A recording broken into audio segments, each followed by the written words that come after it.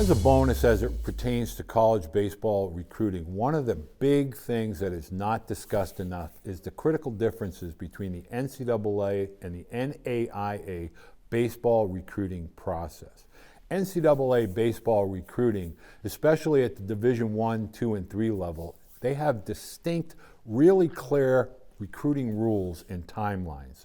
You cannot dictate these timelines. These are etched in stone by the NCAA at the Division I, II, and III level.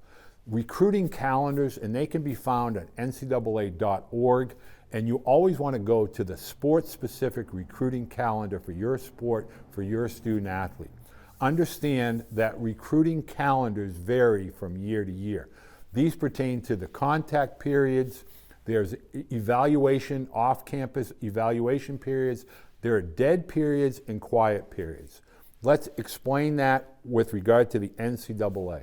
A contact period means that coaches can meet with the athletes in person, whether that's on campus or off campus. They can evaluate, meaning they can be at a game, be at a tournament, be at a showcase, and they can discuss with your student athlete scholarship potential opportunities, levels of interest. This is during a contact period. The next period is the evaluation period.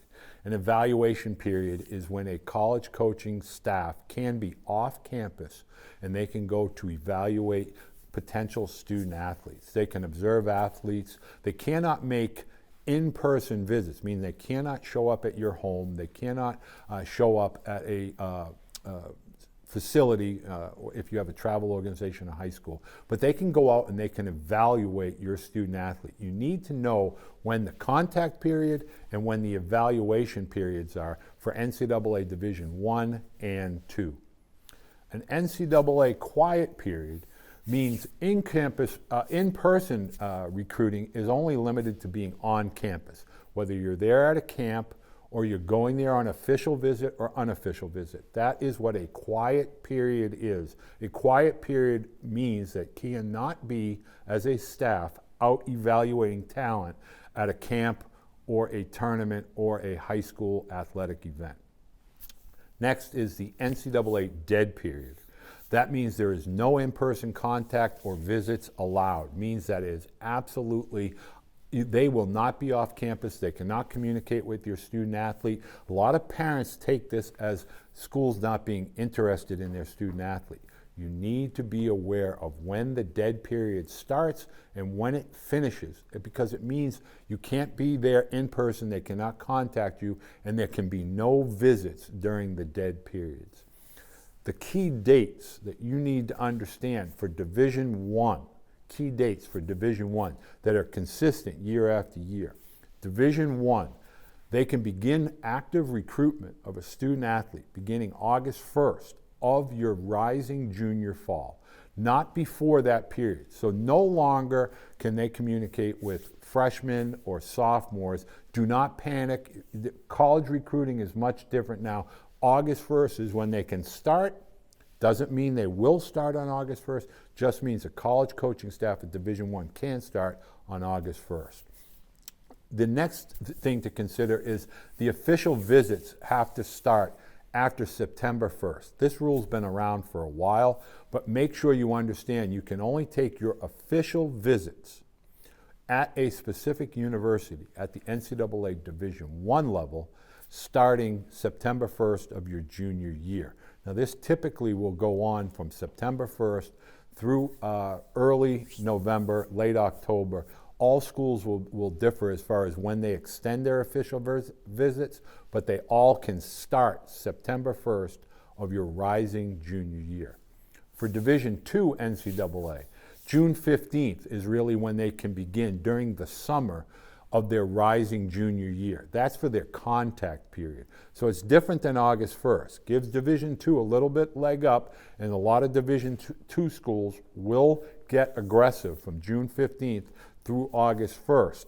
Clear for parents to understand, NCAA Division II athletics, just as strong as Division I in most cases, particularly the Sunshine State in and around through the Carolinas.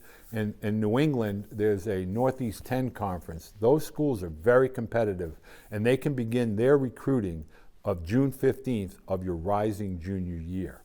And then for for official visits of the NCAA Division II, you can also begin to take those official visits during the summer. I don't recommend taking a lot of official visits during the summer. You want to see the campus when it's alive with faculty and students during football season. I always encourage families to try to take their official visits while school is active and in session. NCAA Division III, there's a lot more flexibility with Division III. There really is no set time period as far as contact. A lot of Division III coaches tend to wait until the completion of the junior academic year, but they'll begin actively recruiting athletes during that summer of your rising senior year. They really don't wait. They really don't get aggressive at the NCAA Division III level until the senior summer, their rising senior summer. That's because they know student athletes generally are focused and trying and aspiring to go Division I and Division II. And at that point, Division III schools, which are largely more academic orientated, have a clearer understanding from a transcript perspective who that student will be with regard to admissions. So it's really, really important to understand that time parameter. Remember, Divisions I and II offer primarily athletic scholarships. There are some academic awards.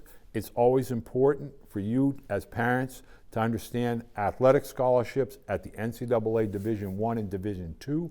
There are athletic based on your projected skill sets. So always discuss what type of scholarship as far as size. Is it 25%? Is it 50%? Can it be combined with academic money? Can it be combined with merit money? That's NCAA Division I and II. Division III, and I know this as a former head coach, is always going to be merit, grant, or need-based aid. You can always appeal any award that you are given as an NCAA Division III athlete. When you appeal, you are going to get more money. Typically, they award a minimum of 10% additional financial aid. But always remember, at the NCAA Division III level, there is no athletic scholarship money given. When parents begin to look at the NAIA baseball recruiting dynamics, the first thing to understand is that NAIA is a very different animal, much more flexible, much more versatile. What are the recruiting requirements or rules and regulations as it pertains to NAIA baseball? Well, that's one of the things that I like about our level in terms of recruiting is we don't have to keep as close to tabs on contact and all those kind of things. We can call kids, we can stay in touch, we can build relationships much more easily, I would think. You can have them on campus. They can work out with your team or in an individual workout up to 3 times. So you can get a feel for how they fit in with their skill set. So those workouts have been huge for us in the past. We'll have a couple of those workouts throughout the fall and early spring where we bring kids in that are interested in our program. So we are able to do that. You can hit at their field, utilize their facilities.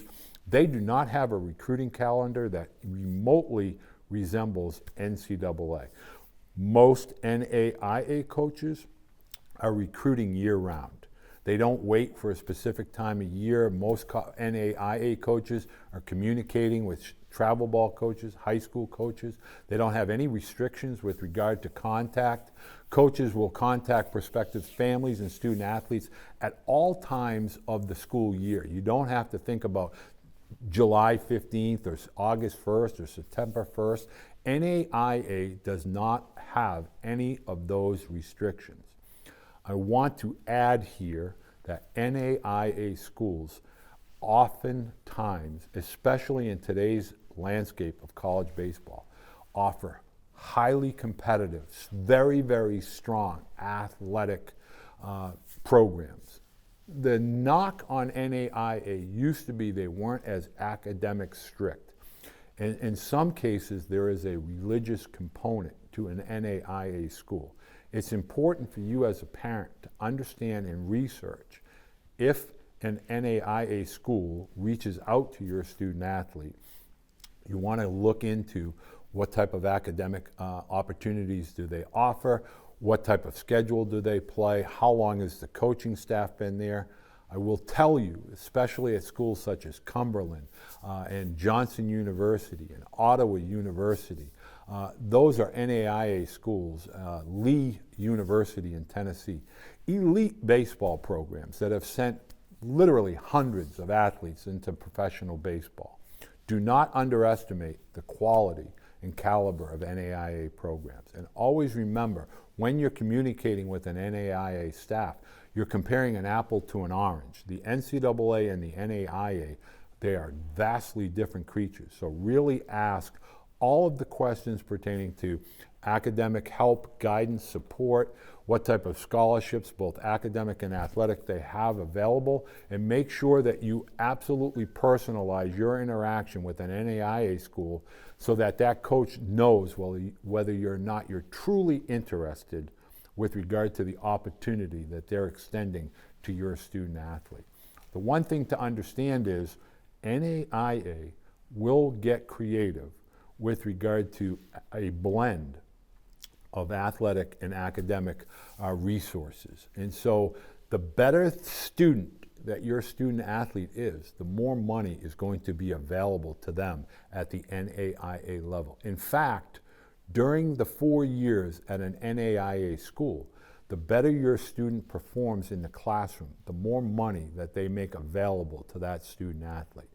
It is referred to as being a student in good standing, and they want to encourage your student athlete to not only excel in the classroom, but to be an alumni, a future alum.